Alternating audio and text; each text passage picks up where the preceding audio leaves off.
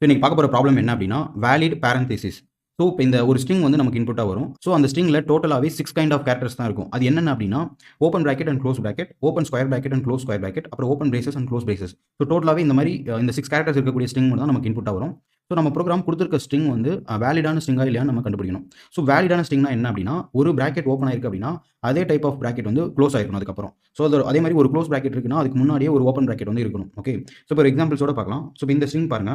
இதுல ஒரு open bracket இருக்கு, ஒரு குளோஸ் பிராக்கெட் இருக்கு. ஸோ குளோஸ் பிராக்கெட் முன்னாடியே ஓப்பன் பிராக்கெட் வந்திருக்கு. ஸோ இது ஒரு வேலிடான ஸ்ட்ரிங். ஸோ இப்போ இன்னொரு எக்ஸாம்பிள் பாருங்க. இதுல ஓப்பன் பிராக்கெட், குளோஸ் பிராக்கெட், அப்புறம் ஓப்பன் ஸ்கொயர், குளோஸ் ஸ்கொயர், அப்புறம் open braces, close braces. So இது எல்லாமே வேலிடா ஓப்பன் ஆயிருக்கு, குளோஸ் ஆயிருக்கு. அப்ப இதுவும் வந்து வேலிட்.